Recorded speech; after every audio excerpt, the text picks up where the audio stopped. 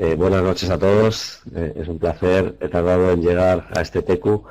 Olga me invitó hace tiempo y realmente la contestación que hice es que no sé de qué hablar. Parece que todo el mundo tiene muchas ideas que compartir y realmente yo no se me ocurrió ninguna.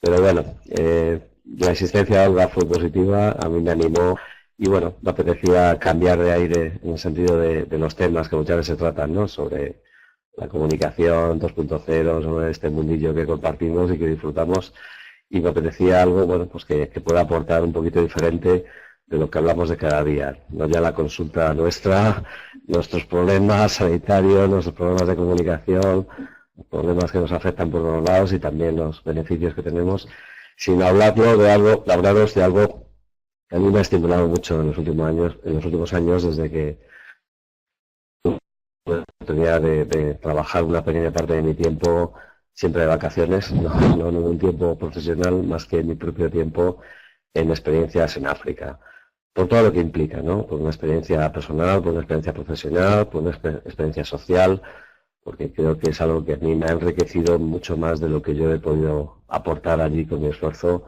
He sentido ganando yo mucho más en experiencia y en conocimiento y en vitalidad que todo lo que yo haya podido ayudar, ¿no?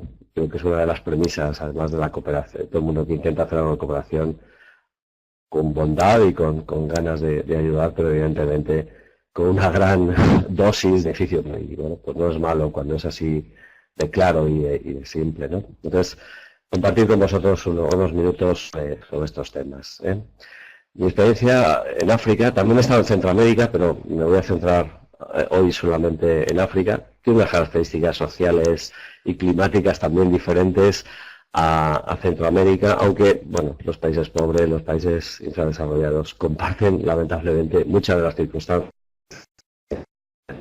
Y de luego en el campo sanitario comparten todos pues la pobreza de medios, la falta de recursos, la injusticia global que afecta a sus poblaciones y bueno, pues en eso realmente vayas donde vayas por donde vas a tener la misma expectativa. Pero África, por sus características sociales, por sus características raciales, por el sello, ¿no? que ha tenido realmente el mundo negro en general y el impacto que sigue teniendo la población de color, no hay más que mirar noticias sobre Melilla, etcétera, etcétera, y la valla famosa, pues creo que tiene unas peculiaridades muy interesantes y que también la población de los países europeos, que tuvieron mucha responsabilidad también durante muchos siglos, es algo que es bueno reflexionar y, bueno, antes saldrá un poquito luego, pero tuve la oportunidad de hablar con varias personas allí jóvenes sobre cómo nos veían a nosotros, ¿no? Después de tener su historia africana sobre la esclavitud y la presencia del mundo blanco desarrollado, etcétera, ¿no? Pero bueno, vamos a ir poco a poco. He estado en estos tres países, en tiempo más breve del que me hubiera gustado, en tiempo que más estuve fue en Uganda, pero son países que están todos en el área ecuatorial y tropical, que comparten características climáticas. África está llena de distintas tribus, de distintas etnias casi, que realmente aunque todos comparten muchas cosas, hay características culturales muy diferentes y también sociales. Y realmente estos tres países hay una gran pobreza, pero realmente Ghana es el país que está más desarrollado dentro de estos tres. Fue el primer país que tuvo la independencia política y eso parece que también ha marcado un poco su devenir y realmente ha mantenido una estabilidad política más o menos democrática. Hablamos todo esto en términos que no son exactamente iguales que aquí, donde no ha habido golpes de Estado, donde no ha habido guerras internas entre tribus, que creo que es fundamental también para la estabilidad de un país. Uganda es un país que ya tiene una larga tradición de independencia, pero también muy turbulenta por las relaciones con sus vecinos, por las guerras internas. Y Gambia es el país más pequeño de África y sigue viviendo bajo una grave dictadura democrática, hace ya hay elecciones, pero con anulación de la oposición y con un comportamiento pues bastante tiránico hacia su población, que quizás es lo que más me puede interesar ahora hablar, ¿no? Esos tres sitios son donde he pasado consulta en cada lugar. La parte de arriba fue en Uganda. Uganda era una zona bastante introducida en el interior y alejada de los centros de comunicación y de los centros de población. Es una zona de selva montañosa, volcánica, donde hay unos lagos preciosos que son las zonas de laguna. y lo que hicimos allí fue realmente ir a un grupo donde yo era el único sanitario, donde se ofreció a una comunidad muy pequeña que tenía un orfanato de niños de la zona, que una ONG ugandesa atendía como podía, daba clases e intentaba alimentarlo lo mejor posible dentro de las grandes carencias, y fuimos allí un grupo a hacer actividades educativas y yo me encargué del tema sanitario, donde me dediqué pues a evaluar a más de 200 niños que eran del orfanato y luego a atender a todas las poblaciones cercanas donde estaban absolutamente carentes de toda asistencia. Una zona muy pobre, una zona sin agua corriente de ningún tipo, una zona sin electricidad, una zona dominada por un gran cacique que era el dueño de la mayor parte de los terrenos. Esto era el jardín de su casa, que es donde me dejaron que pusiera allí en medio un pequeño habitáculo que era una mesa con unas sillas, una pequeña camilla que llevábamos nosotros portátil, especie de apaño para explorar a la gente en esa zona. Todo esto, trabajar en una zona tiene que ser siempre de acuerdo con el dueño, entre comillas, de la zona. Es decir, tenías que ponerte de acuerdo y tenías que llegar a una especie de pencón para que él te dejara trabajar, pero él a la vez se beneficiaba porque daba la impresión de que lo que hacíamos era porque él nos había traído y aprovechaba a hacerse más popular en el pueblo y aumentar su poder. Las cosas son así, muchas veces en África, y no siempre todos como te gustaría, pero hay que llegar siempre a esas soluciones de compromiso. En la parte izquierda inferior es un pequeño ambulatorio en un pueblo bastante en el interior de Gambia. Este pueblo tiene una historia muy bonita porque emigrantes de la zona que han emigrado hacia Cataluña formaron una pequeña asociación, Kubonku es el nombre del pueblo, y en esa asociación están poniendo dinero para intentar mejorar a su pueblo. Y lo primero que se plantearon era hacer un pequeño ambulatorio, un pequeño consultorio. Allí no iba nadie de sanidad del gobierno, no había ningún physician assistant, esa especie de estudios de enfermería aplicada a la clínica, que es lo más extendido en África y es lo que son los responsables de la mayor parte de la atención. En Gambia apenas hay médicos. Por ejemplo, la primera facultad de medicina hecha por los cubanos empezó, no ha salido todavía ni siquiera la primera promoción, y los únicos médicos que hay en Gambia son médicos de la cooperación cubana, que es una institución gubernamental del mundo a cambio de un pago considerable y que son las que mantienen realmente las estructuras sanitarias en muchos países. En Gambia es casi la única. Esta zona no tenía ningún tipo de asistencia. Fueron construyendo poco a poco este pequeño ambulatorio y en colaboración con gente de Cataluña se fue organizando a raíz de eso un contacto, que es donde acabamos nosotros, nuestro grupo, para apoyarles, y a lo largo de un año ha habido sucesivos médicos que eran médicos que ya estaban realizando un máster en medicina tropical en la Universidad de Barcelona y que han ido rotando por allí. La última visita, que fue la que yo participé, pues fue poner un poquito el colofón a la colaboración de un año que se había planteado y pasar el testigo al gobierno, que ya con un physician assistant se hacía cargo de la asistencia. Nosotros hemos ido suministrando medicación, hemos suministrado muchos recursos. La ambulancia también es una donación, y que la llevaron desde Cataluña hasta Gambia, conduciendo, bajando por toda África hasta llegar allí. Realmente, pues, un pequeño habitáculo que luego haremos alguna foto. A la parte inferior derecha es ya un hospital en Ghana, Nasin Foso, es una ciudad pequeña del interior, muy bien organizado. Está gestionado por una organización religiosa británica, las Sister Hospitaliers, que también tienen en distintos países de Europa, y que realmente en Ghana, por ejemplo, la asistencia sanitaria, el 40% de la asistencia sanitaria en Ghana está gestionada por la Iglesia Católica, que delega a la vez en organizaciones religiosas con estructuras, con conocimiento y con dinero para organizar esto. Y el gobierno hace una especie de concierto con ellas y atiende la zona. Realmente es un salto. Esto era un hospital en África, pero un hospital digno, organizado, bien gestionado, bien suministrado de medicación, siempre con problemas, siempre apurando, con limitaciones muy claras. Estamos hablando del país africano, evidentemente, pero realmente la estructura era muy diferente. Y en cada sitio he ido aprendiendo cosas, que os voy a ir contando poquito a poco. Primero me gustaría dar una pequeña visión de las sociedades africanas o de la impresión que he tenido yo de las sociedades africanas en puntos clave, porque eso evidentemente determina desde la salud hasta la expectativa de la población respecto a la salud o la visión incluso que tienen de nosotros, ¿no? Eh, África, esta es una foto de Uganda que dice, es pobre en general. Uganda es pobre mayoritariamente y realmente las carencias son muy básicas. El agua, primer punto. El agua y su canalización y su pureza es como el primer gran defecto que ves cuando atiendes una población, es decir, cantidad de enfermedades relacionadas con la falta de higiene del agua adecuada, la canalización, la eliminación de aguas negras, la contaminación que eso genera, el destrozo forestal que está habiendo porque todo se hace con leña para hacer fuego, para calentar. Por ejemplo, no hierven el agua. ¿Por qué no hierven el agua? Porque necesitan leña, la leña es energía y no pueden estar usándola para eso. Cuando tú hablas de esos temas, mira, puede ser una manera básica, pero que puede garantizar la seguridad. Te dicen que el agua solamente es para beber y lavarse ligeramente porque no pueden gastarlo en otra cosa y además no tienen leña suficiente porque cada vez hay menos leña en el bosque y porque cada vez tienen que irse más lejos a buscarlo, dado que es una de supervivencia alrededor de donde viven y lo que genera la tierra, ¿no? Realmente es triste. El bote de plástico este famoso está en toda África, ¿eh? Es con lo que recogen el agua en todos lados y es con la que la van a buscar.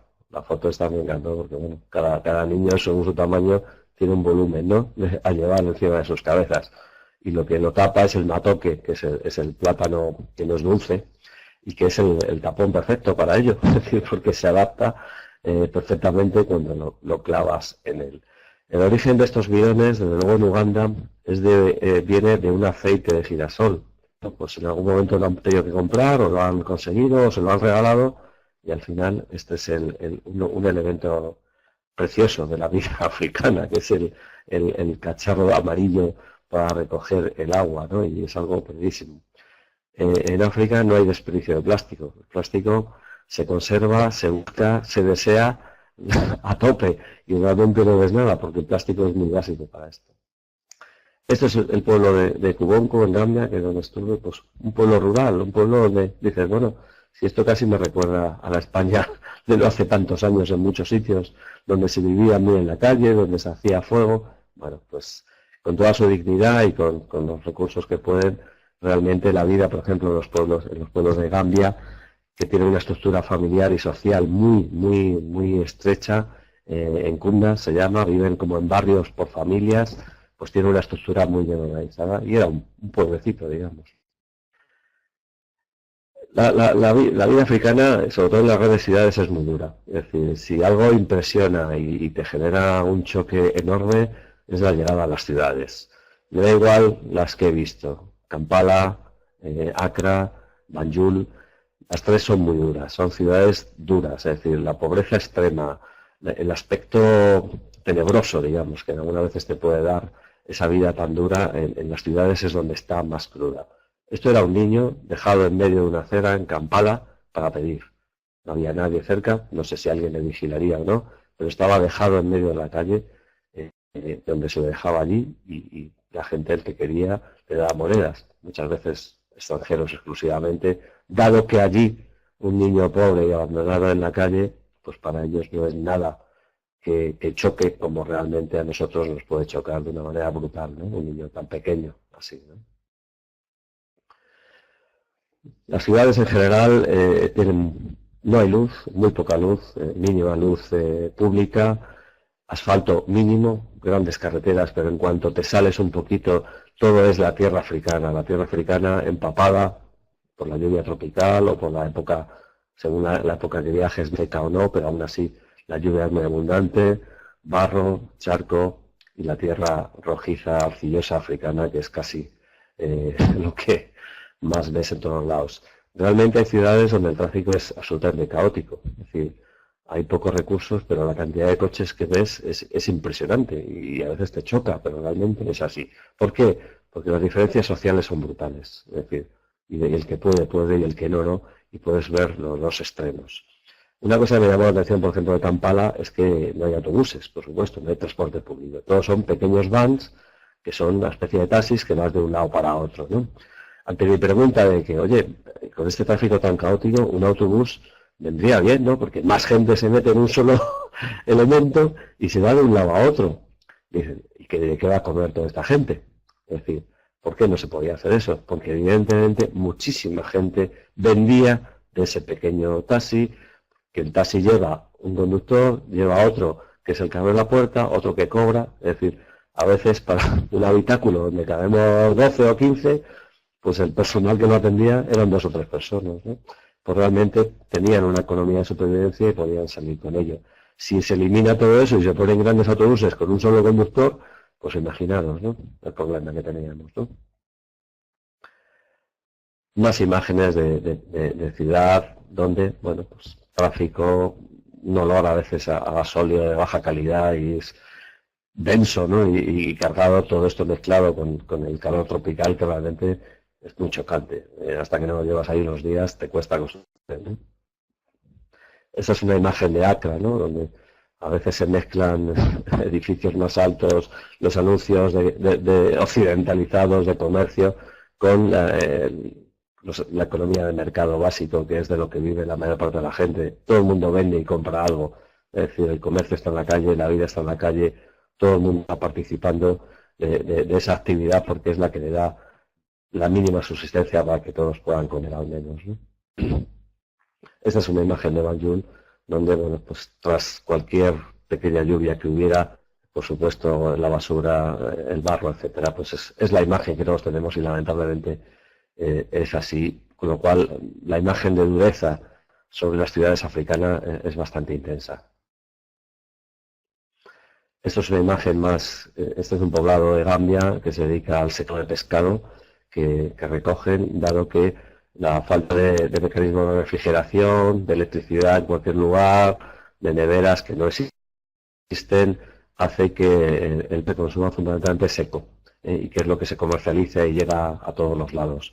Bueno, pues el secado es así, al aire libre, con pequeñas fogatas que van haciendo que se vaya secando y luego van distribuyendo y comercializando.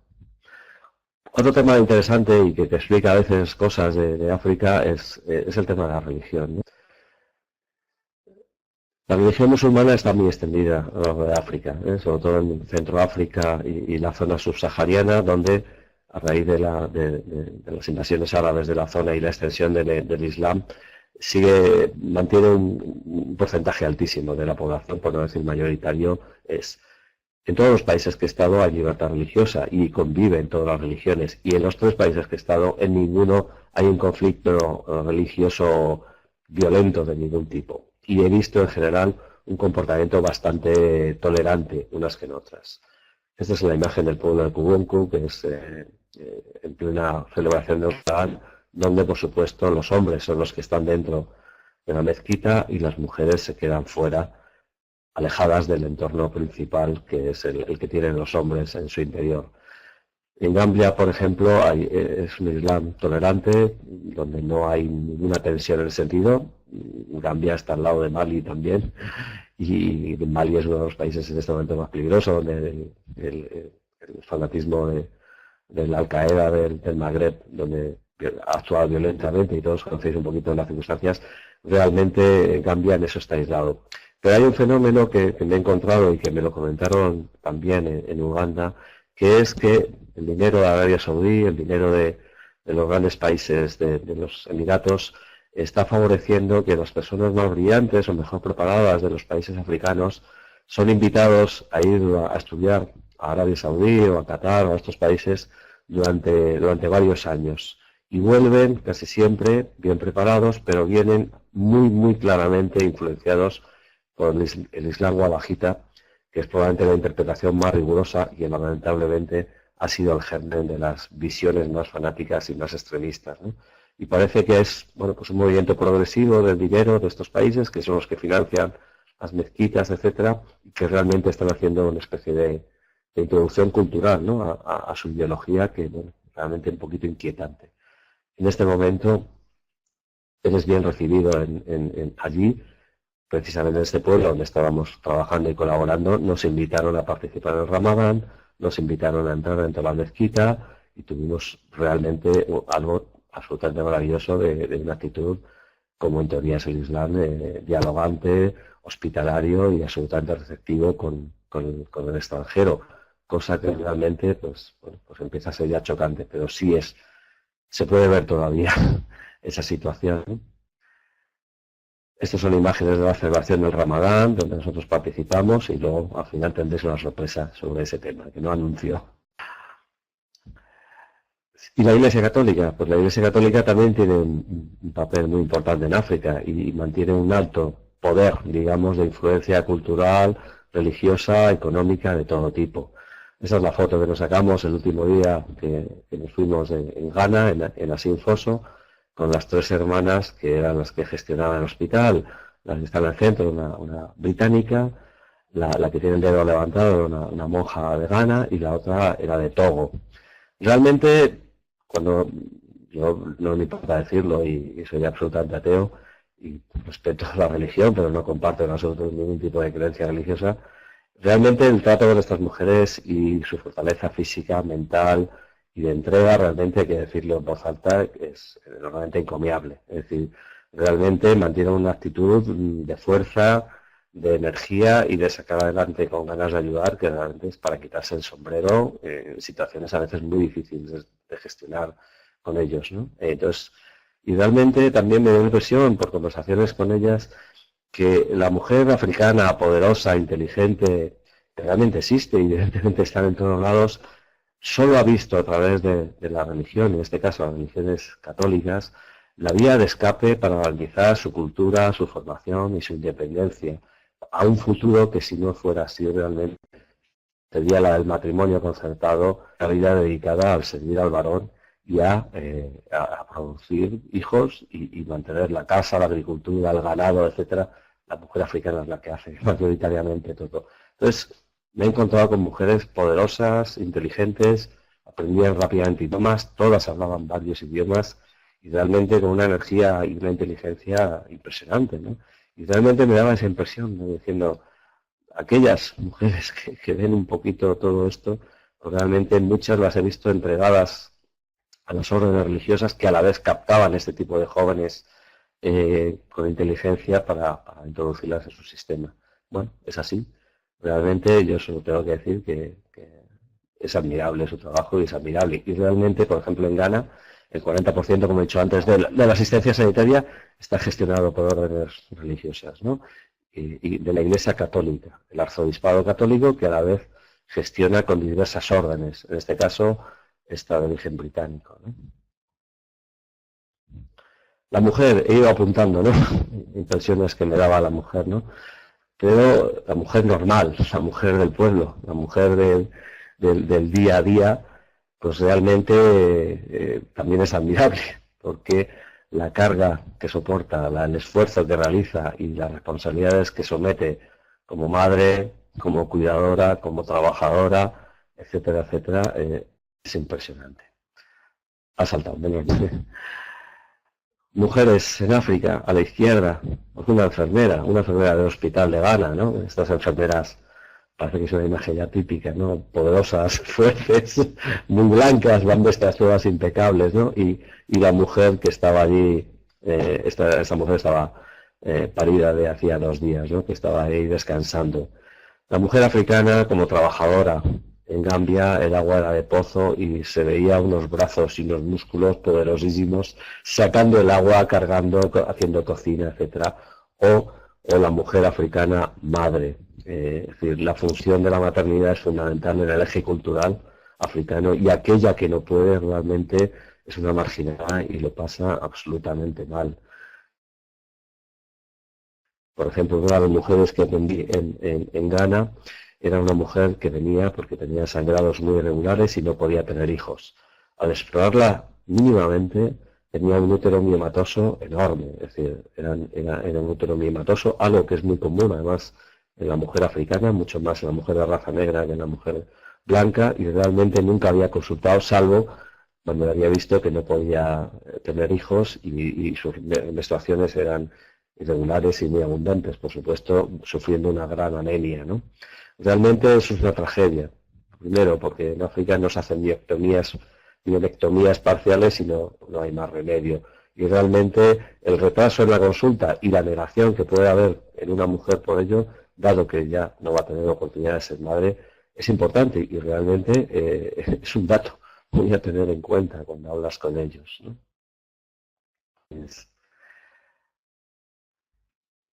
La mujer africana en la calle, la mujer africana llevando los negocios, manteniendo todo, es decir, ves pocos hombres, ves hombres moverse ves hombres que están por ahí sentados y hombres haciendo cosas, evidentemente. Pero lo que ves siempre son muchas mujeres en pequeños negocios, muchas mujeres vendiendo pequeñas cosas en cada lugar y que realmente mantienen las familias, mantienen la economía básica y mantienen el día a día de todas estas sociedades, ¿no?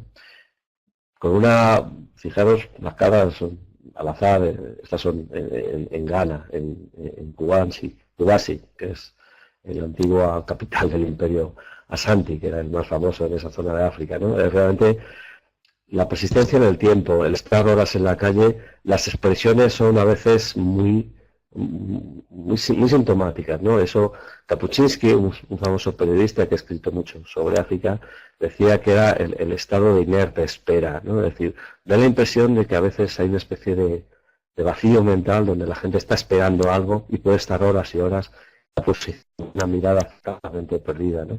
Realmente esto,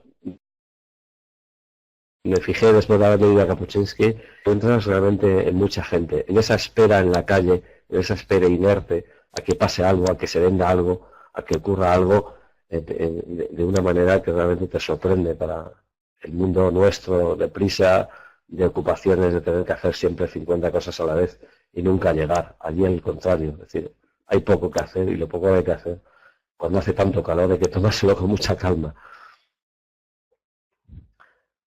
La mujer cocina, la mujer lava, la mujer hace todo y cocina en situaciones, que esto sí que lo he visto en todos los países africanos, que son absolutamente peligrosas y negativas. Los pueblos casi siempre han soportados en pequeños soportes, en piedras o en pequeños. Es decir, la cantidad de accidentes que hay de quemaduras por ello es terrible, sobre todo en niños pequeños. Es decir, se acercan por allí, los niños pequeños están muy sueltos, después de 2 años que bajan del regazo de la madre, el niño va por allí, va por un lado, va por otro, sigue a sus hermanos, pero nadie tiene una supervisión directa y hay muchísimos accidentes y muchísimas quemaduras. Y por ejemplo en Uganda tuve que atender varias y alguna terrible, porque era un niño muy pequeño, de una quemadura amplísima en un brazo, que yo no tenía posibilidades de atender adecuadamente y los padres no tenían dinero para llevarle a Fort Portal, que era la ciudad más que tenía un hospital y estaba a casi 80 kilómetros de donde nosotros estábamos. Allí no hay transporte público. Para que alguien te lleve de un lado a otro, tiene que llevar a alguien. Y si llevarte a alguien, es que alguien que tú pagues a alguien.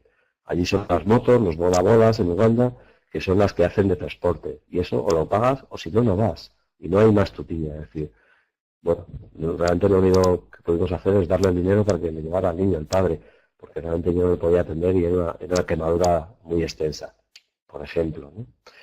El humo que se inhala está muy descrito como parte de la patología respiratoria en África. Es decir, la inhalación de humo crónico que se produce todo por cocinar a través de este sistema provoca importantes patologías respiratorias a largo plazo.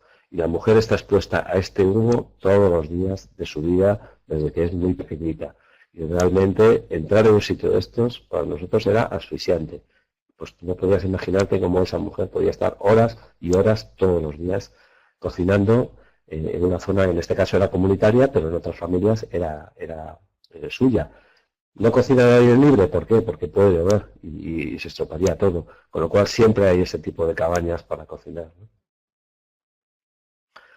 La mujer doblada siempre barriendo, la escoba no ha llegado allí, intentamos, parece una tontería, ¿no? Decir, mira, a este extremo le pones un palo largo y no te agachas. Imposible, realmente culturalmente es imposible y todo se barre así, con esa especie de curvadura que hace siempre con las piernas rectas, ¿no? Y esto lo hacen todas las mujeres africanas, ¿no? Que para nosotros es dolorosísimo, ¿no? Pero para ellas, bueno, pues están acostumbradas. Realmente cuando exploraba a las mujeres, palpabas unos músculos poderosos, fibrosos, realmente muy diferentes a cuando exploras una contractura de una mujer española o de un hombre, que estamos más blanditos en general que ellos, ¿no?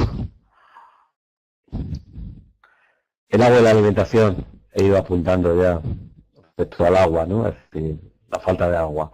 Esta foto fue en Uganda, donde estábamos, y esta niña bebía este agua marrón, este agua marrón que sacaba de un arroyo, en una botella de plástico que conservaba enormemente.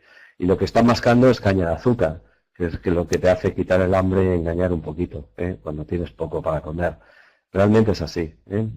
Esta foto me la pidieron para un congreso del agua que se hizo en San Sebastián hace un año y medio, y bueno, pues la cedí gustoso, porque realmente es bastante fiel de la realidad de muchas zonas de África, ¿no? El agua se recoge en arroyos naturales, donde podías ir 100 metros más arriba y veías ganado, y veías que alguien estaba defecando más arriba, más abajo. Es decir, la naturaleza cursa a su aire y la gente vive de ella y se aprovecha de ella. Pero lamentablemente esta falta de higiene y esta falta de problemas, por ejemplo, en Uganda era una grave fuente de enfermedad. A diferencia, por ejemplo, de en Gambia, que era agua de pozo y era un agua muy buena, dado que de forma natural la zona de Gambia donde yo estuve tenía un agua subterránea de gran calidad, con buenos acuíferos, no contaminados, y realmente se podía beber. Y yo bebí agua de pozo sin ningún tipo de tratamiento y no me pasó absolutamente nada. Esta niña de abajo pues está recuperando una botella de plástico. ¿Quién usábamos botellas de plásticos allí? Pues nosotros, los muzú, y los blancos, que eran los que íbamos muy lejos a buscar botellas de agua para poder beberla, ¿no? Pues realmente la niña estaba deseando coger una botella porque era un tesoro para ella, una botella de plástico.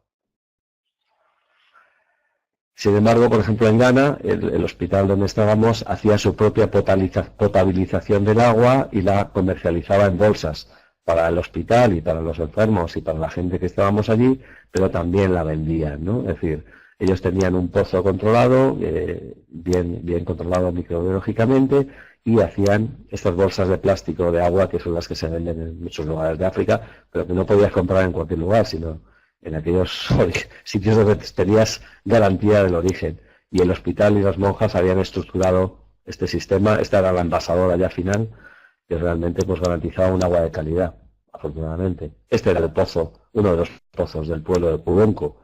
Realmente tuve una anécdota. Atendía a un niño que se había caído a un pozo. Este pozo tenía casi 20 metros de profundidad. Afortunadamente no le había pasado nada, pero el niño estaba chocado del susto y de todo lo que le había pasado. Mi primera impresión les dije, ¿y por qué no lo tapáis con una madera? Si se puede hacer una tapa de madera. ¿Me veis no? Bueno, no sé si he cogido el marcador. Bueno, poner una tapa de madera y abrirlo cada vez que se cogiera agua. Bueno, eso no se había hecho nunca en la vida y les pareció que era inviable, que realmente no se podía hacer eso. Realmente me quedé muy frustrado, porque me pareció una idea muy buena y muy básica, ¿no? Pero bueno, es así, ¿no? Tú dices lo que se te ocurre con buena intención y muchas veces te quedas así, nada más, sí, con la cara de tonto, diciendo o no me han entendido o pasan de mí totalmente, ¿no? La comida, este es un matoque, el que hemos visto antes, ¿no? El matoque es una especie, es un plátano, pero no está dulce, es absolutamente seco, pastoso, y que es, por ejemplo, la primera comida en Uganda, es la que se hace, la pasta. Sale en cualquier lugar, cualquier persona lo puede coger, lo da la naturaleza, y realmente este es el principal alimento en la zona de Uganda donde estuve. Pues realmente es un alimento insuficiente de hidratos de carbono y nula proteína. Y comer carne, eso es una excepción única en la vida. Esto fue la única vez que comí yo carne en un mes en Uganda, y fue porque pagamos comprar un cabrito que lo mataron y lo desollaron y lo asamos en un solo día. Realmente la fuente de proteínas animal es casi inexistente. Las proteínas que pueden tomar son de las legumbres en general, las beans, las judías, que allí mezclan con el matoque y con una huilla caldosa, pero realmente produce lo que, bueno, se conoce como la malnutrición relativa, ¿no? Es decir, esa malnutrición que no es la desnutrición grave, pero que produce una falta clarísima de proteínas en su dieta básica y que al final va minando las energías, va minando la inteligencia y a la larga mina el desarrollo de los niños y de su futuro intelectual incluso. Recientemente vi un trabajo que hablaba de este tema con claridad, ¿no? Es decir, la malnutrición, la desnutrición, no, la malnutrición, perdón, relativa, es una de las fuentes que más limitan el desarrollo de África, porque realmente si no consigues un equilibrio nutricional adecuado en la época de desarrollo, las capacidades de estos niños va a ser muy limitada luego a largo plazo, aparte de otras discapacidades. Realmente esta es la realidad. Niños en Uganda, en la zona rural donde estaba, niños muy pobres, niños muy desnutridos, muy malnutridos, perdón, que realmente sobreviven, pues bueno, como veis aquí alrededor, esto que parece en platanal, son cientos y cientos de matoques que surgen en cualquier lado y es de lo que comen la mayor parte de ellos, casi en exclusiva, 2 o 3 veces al día solo comen pasta de matoque, de una manera continua, un día tras de otro, un día tras de otro. En nuestra estancia allí, pues uno de los objetivos también era mejorar la nutrición y, bueno, pues llevamos dinero, compramos y al final, pues el equilibrio nutricional que le pudimos ofrecer nosotros, mejorarle, era la mezcla de matoque con arroz y judías, el beans, ¿no? Y realmente, pues pollo, nada más que pudimos hacer una vez. El pollo allí es un lujo, esto recuerda a la España de los años 60 o 50, donde el pollo era un lujo, pues allí comer pollo, bueno, era lujo, realmente el precio era alto y simplemente los niños cada día pues le dábamos una ración 10 veces superior a la que ellos comían actualmente, que era con este plato que podéis ver aquí, realmente. Bueno, por supuesto ningún niño africano dejará nada en el plato y lo rebañarán y con 2 años o menos se lo comen ellos solos con la mano sin ningún problema y sin ninguna mamá que se lo dé y le diga niño come, niño come. Bueno, pues en esto también hay mucho que aprender, ¿no?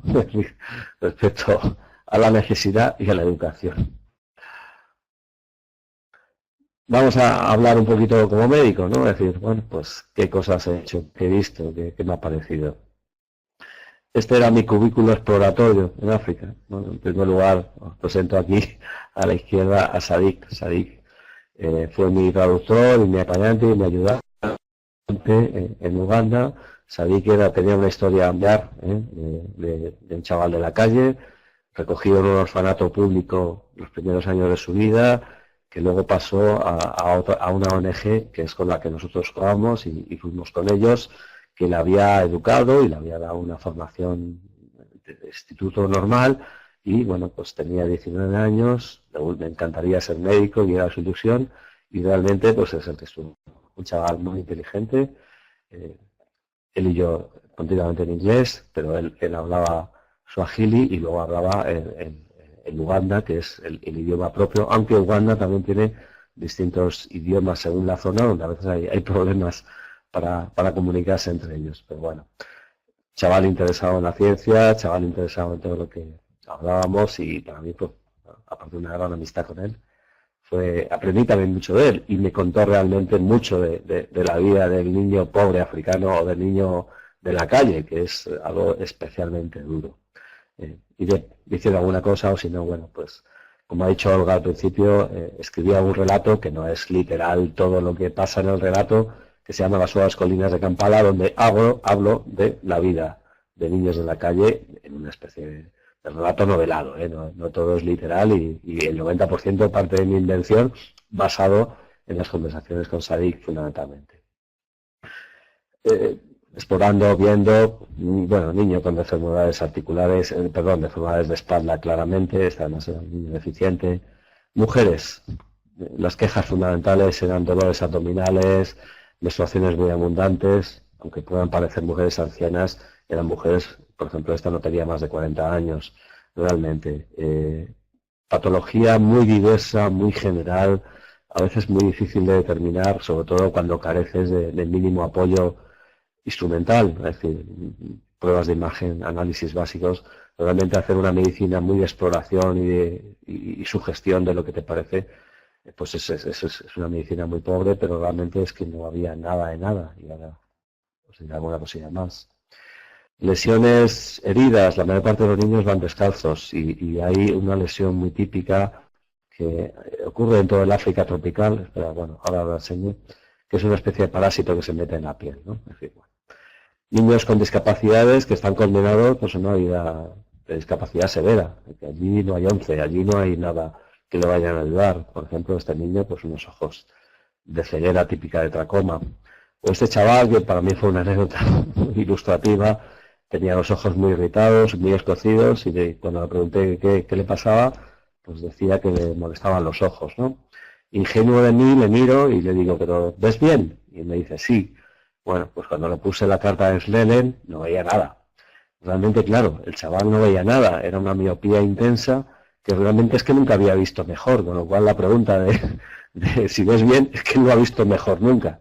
Bueno, conseguir unas gafas para este chaval es imposible. O hay una ONG que las dona, o hay alguien que se las da, o alguien que le da el dinero, o este chaval nunca tendrá unas gafas, ¿eh? Por ejemplo, era curioso, que en Uganda tú ibas por la calle y no veías gafas, ¿eh? Salvo en la ciudad y gente más arreglada, digamos. Es decir, unas gafas valían como aquí, es decir, podían salir al equivalente a 120 euros. Allí es imposible, sobre todo porque la mayor parte de la gente no maneja dinero, tiene una economía de trueque y de supervivencia, con lo cual al no tener dinero no puede comprar un objeto que solo se pueda comprar con dinero. Es decir, una ceguera tan fácil de arreglar, digamos, con unas lentes, para él será una discapacidad que podrá ser a lo mejor de toda la vida y que le condenará a mayores riesgos y a mayor imposibilidad de acceder a algo mejor, por ejemplo, ¿no? Cosas que a veces pues aquí ya no ves. Pues, por ejemplo, este era un anciano pues, con una rodilla artrósica evolucionada de forma natural a lo bestia. Así de gorda y así de rígida estaba. Es decir, y aquí realmente pues, ya no ves una evolución así. Y este hombre pues llevaba un bastón, pero un bastón que era un palo. Y ese palo lo que estaba generando era un callo enorme en la mano que le dolía, ¿no? Bueno, intenté explicarle que si el palo se doblaba ya no le producía esa herida o ese callo de roce en la mano, ¿no? Bueno, a veces da la impresión de que cosas tan básicas no se pueden solucionar, pero es así de simple. Y a veces te encontrabas con que ese era el caso y el hombre te pedía que qué podías hacer por su rodilla, ¿no? Este era el pequeño dispensario donde se tenía una pequeña dotación de vacunas y lo básico, que son unos botes con antiparasitarios, y en Uganda por lo menos había disponibilidad de antimaláricos de calidad, como el Lumarten, que lo proporcionaba el gobierno, y aquí abajo a la derecha los test rápidos antigénicos para la malaria. Esto, por ejemplo, en Uganda estaba disponible. En Ghana también. En Ghana, en el hospital, podíamos hacer hasta tinción directa, ¿no? Pero en Gambia, por ejemplo, la medicación antimalárica estaba restringida y solo se daba en los hospitales, con lo cual no se podía ni siquiera comprar en las farmacias para administrar. Cuando la malaria, por ejemplo, en la época que estuve yo, que ha sido este verano, que empezaba la época de lluvias, la malaria se desborda a tope y los casos crecen como la espuma. Pues realmente la irregularidad en el suministro, la disponibilidad de medicamentos de calidad, etcétera, etcétera, es muy variable. Desde luego, la fabricación de genéricos la he visto allí, es decir, por ejemplo, Uganda y Ghana tienen fábricas de genéricos ellos, y con lo cual ha hecho mucho más accesible los tratamientos, al menos la disponibilidad de los tratamientos a un coste bajo. Lo que vemos aquí abajo eran, bueno, pues unas lesiones que vi en muchos niños y que no tenían ni idea lo que es, y Sadik me explicó, ¿no? La medicina de allí, natural, la no científica, interpreta la fiebre, por supuesto, como una efusión interior, sea por malaria o lo que sea, y la manera de quitarla era hacer pequeños cortes en el tronco, donde se ponía una mezcla de varias hierbas. Eso lo único que producía al final, aparte de infecciones probablemente, eran unas cicatrices muy claras. Bueno, pues realmente no había niño que no viera que no tenía estas cicatrices distribuidas a lo largo del tórax, ¿no? Bueno, llamaba la atención, ¿no? Esto que os enseño en las manos y en los pies es la chigoa, que es el parásito este que se mete en los pies, que da un intenso picor, con lo cual los niños intentan con un palo sacárselo. Como no lo consiguen, se hace una herida. Como esa herida pisa la tierra, se infecta. Como se infecta, se pone peor. Y entramos en un círculo vicioso de que ves a la mitad de los niños andando cojitos por la calle.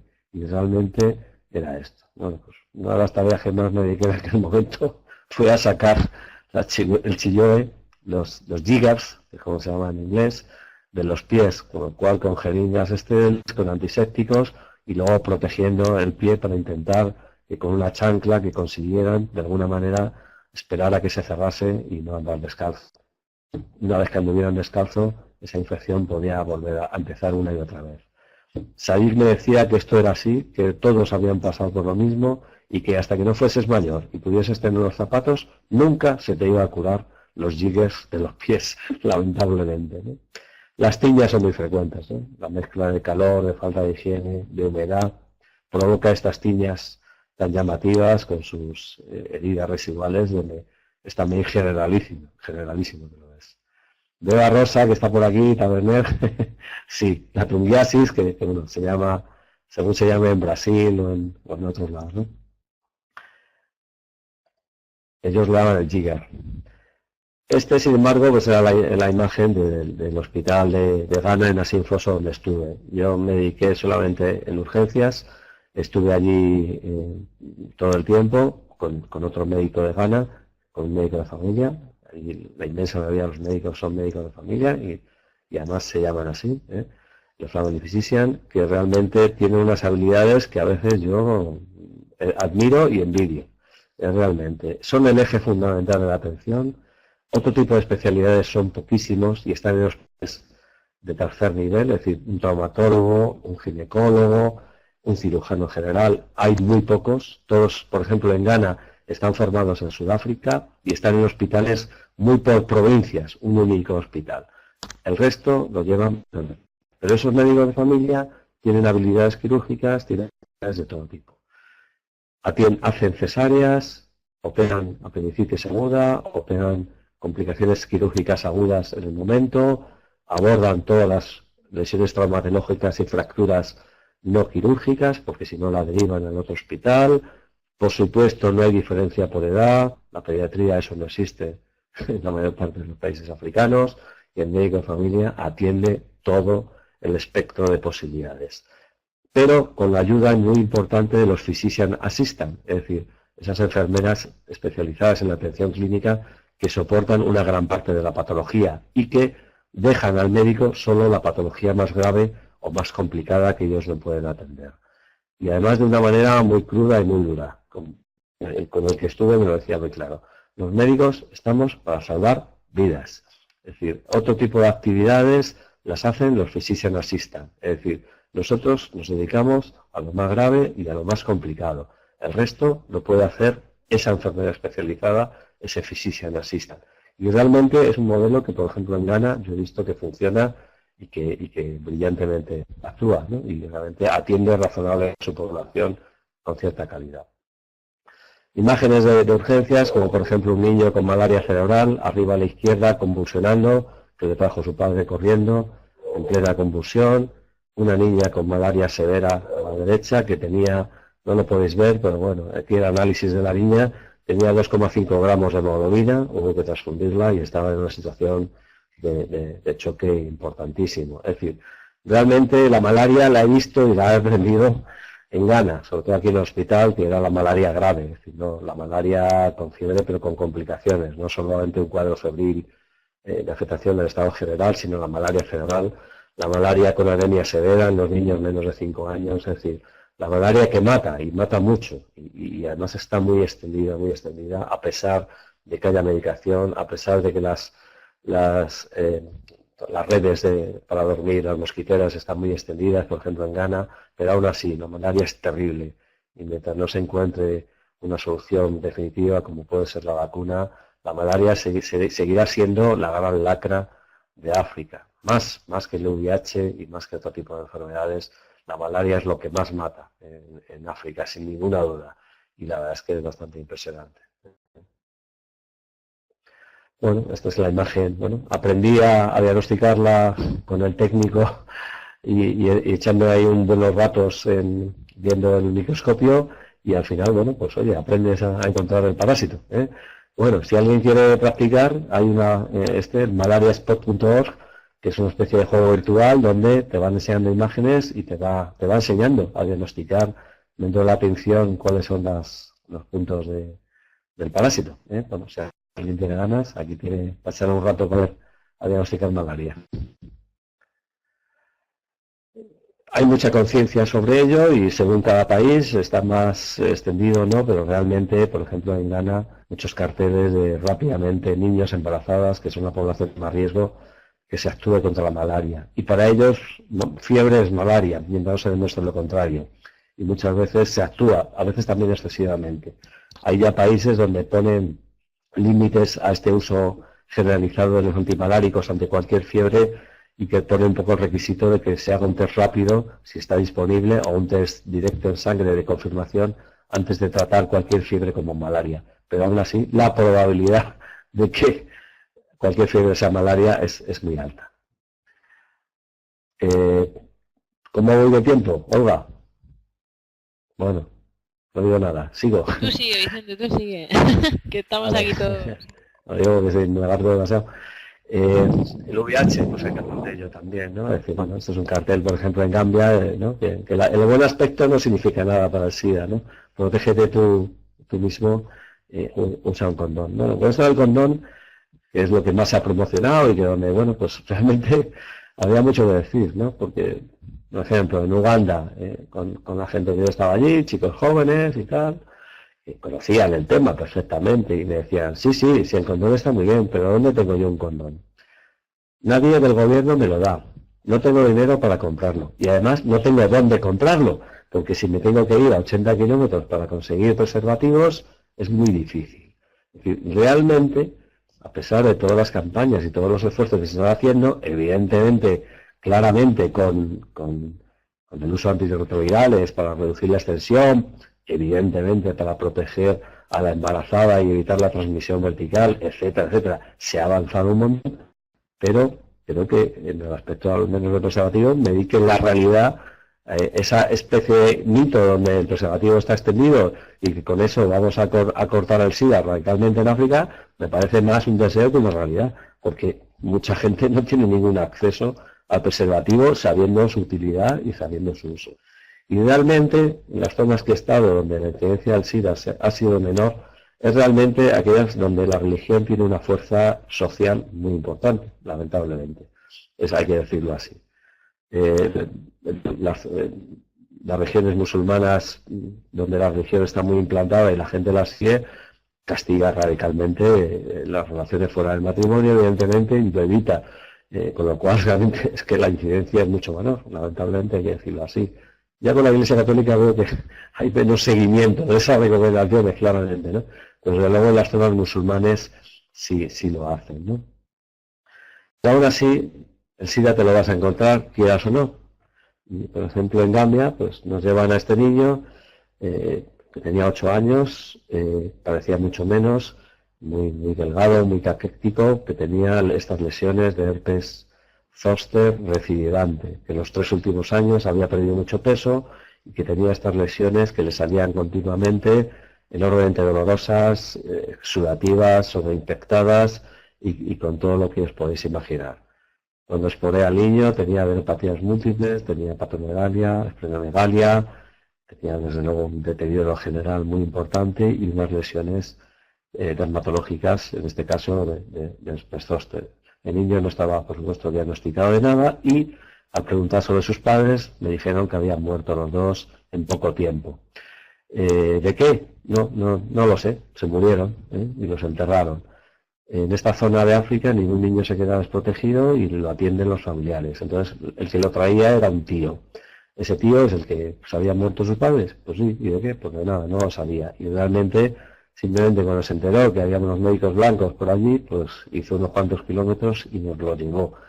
Realmente pues se impresionó porque bueno, mi impresión era claramente de un cuadro de SIDA no diagnosticado y además bastante afectado, ¿no? Bueno, le hice un informe en inglés y le insistí que le llegara al hospital de la zona para que le hicieran los test y se hiciera lo posible por ayudarle, ¿no? Bueno, pues el SIDA está ahí, el SIDA es así a veces de simple, unos padres muertos, un niño, una transmisión, una cadena que se continúa, pues es así la realidad africana del SIDA también. Otro tema que también es muy claro, los bebés y la lactancia, por ejemplo, ¿no? Es decir, la lactancia natural está fomentada y es importantísima, evidentemente. Pero ¿qué pasa cuando la madre no tiene lactancia suficiente? O cuando un bebé prematuro es incapaz de succionar con fuerza. Pues realmente el niño muere, así de claro, ¿no? Es decir, en Gambia, por ejemplo, no se podía comprar leche artificial y el gobierno incluso la penalizaba claramente. Entonces ciertas ONGs, esta una ONG también con apoyo español, era un centro nutricional donde pues estos niños tenían una oportunidad, dado que se les podía dar leche embotellada y poderles alimentarles en sus primeros tiempos de vida, ¿no? Pues realmente, bueno, pues aquí un niño muy desnutridito que le cogimos y le llevamos al centro nutricional, y el otro pues era un prematuro que no succionaba nada y bueno, pues, probablemente hubiera fallecido en los días siguientes si no le hubiéramos nosotros aportado la leche maternizada, ¿no? El resto, bueno, pues hay de todo. Hay neumonías, hay mocos, hay toses, hay diarreas, hay de todo lo que os podáis encontrar. Siempre tienes que hacerlo bajo el prisma de la patología prevalente de la zona. Y realmente, pues, por ejemplo, niños con fiebre y tos importante, con auscultación compatible con neumonía, que evidentemente no podía hacer ninguna radiografía porque no tenía disponibilidad, pues no era un diagnóstico extremadamente raro, y sabemos que la neumonía en África es una causa de muerte importante en los niños, ¿no? Bueno, pues realmente así haces tu trabajo día a día, atendiendo mucha población infantil, aunque no sea pediatra. Me considero un médico de familia con formación suficiente para atender a estos niños, y realmente era un poco la labor fundamental, y al menos tener una especie de medicación y de antibióticos para ayudar en este tipo de situaciones. Las enfermedades de la piel son muy frecuentes. El impetigo bulloso, por ejemplo, en Gambia era común, es decir, enormemente extendido, niños con lesiones de impetigo bulloso muy importantes, ¿no? Las personas mayores también desarrollan cataratas y nadie les va a operar y van a ser ciegos de una forma prematura y precoz. La hipertensión arterial es muy severa en la población africana y muy frecuente. Si no hay medicamentos, la aparición de ictus es muy importante, y ves gente con defectos neurológicos post-ictus de una manera muy llamativa en todo el territorio africano, por ejemplo, si no está bien tratada, ¿eh? Estas son imágenes de Gambia, de Kubunku. El trabajo de traductores siempre es más difícil, ¿no? Y enlentece mucho y hace que a veces pues no sabes si coges todas las claves, ¿no? Pero bueno, es importante. Gambia es un país de origen anglófono respecto al idioma por la colonización, y bueno, pues gracias a eso pues podíamos sobrevivir y compartir lenguaje, ¿no? Como experiencia vital, y con esto ya voy acabando, pues muy importante y muy buena, y lo dije al principio os lo he intentado transmitir a lo largo de todo Es decir, es una experiencia única, una experiencia muy satisfactoria. Vuelvo a repetir, mi relación con Sadik fue muy intensa y muy positiva. Bueno, pues aquí en un descanso, esta era la cabaña donde yo vivía, solo, afortunadamente, pude tener un sitio para mí solo. Busco mucho mi independencia física en este sentido. Y bueno, pues con Sadik repasábamos lo que habíamos hecho durante el día, conceptos de la fisiología, de la anatomía, pero también repasábamos conceptos de astronomía, o de, bueno, realmente cómo se ve la Vía Láctea en el Ecuador, o cómo se mueve el Sol en el cielo, en la línea ecuatorial, a diferencia de los hemisferios, y bueno, cosas que a mí me gustan y que realmente él descubría, y para mí era apasionante compartirlo con él, ¿no? Insisto que aparte de lo que yo le pudiera aportar, él también me aportó algo que para mí único, que era su experiencia vital, ¿no? Bueno, pues estas son dos imágenes de los dos, camino del consultorio, por los bosques de Uganda. Los fines de semana hacíamos excursiones para visitar algún sitio de por allí, y bueno, pues muy interesante todo.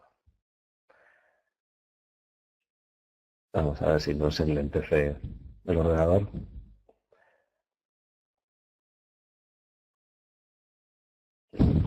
Bueno, a ver si salta la imagen. Lo que se comparte crece, ¿no? Que era como el título, y veo que aquí alguien ha puesto lo bueno de compartir, ¿no?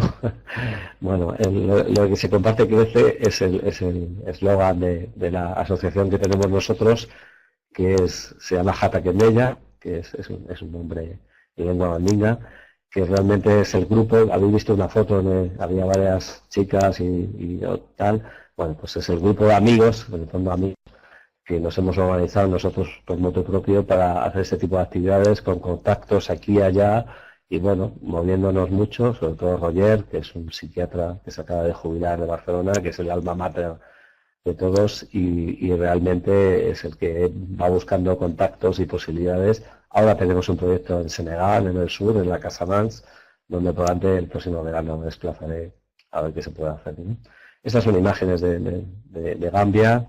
Lamin, que era nuestro contacto allí, y fue también el que compartí, que era nuestro principal traductor y tal, pues realmente un hombre poderoso, potente, inteligente, trabajador, que busca también ayudar a su comunidad y también un ejemplo de migrante. Este ha estado en el Reino Unido, en Alemania, estuvo también en España y volvió a su tierra y procura mantener el contacto y fue el principal contacto entre nosotros y ellos para desplazarnos allí y que realmente pues es encomiable el esfuerzo que él hace por ayudar a su pueblo y a su zona, ¿no? Y esas son imágenes del pueblo con las chicas de allí del pueblo. Bueno, otra cosa, y lo quería poner, porque esta es mi hija, para que sale aquí. El viaje a Gambia fue con ella, creo que para ella, aquí tenía 17 años, y bueno, pues creo que fue una gran experiencia para ella también el compartir, bueno, pues lo que es la vida real de la pobreza, de la dureza y de las oportunidades fallidas para mucha gente, a diferencia de los que vivimos en esta parte del mundo, ¿no? Realmente, bueno, pues un hijo ya un poco más mayor, pues que lo vea, ¿no? Que lo viva, ¿no? Que nos hace muy positivo, ¿no?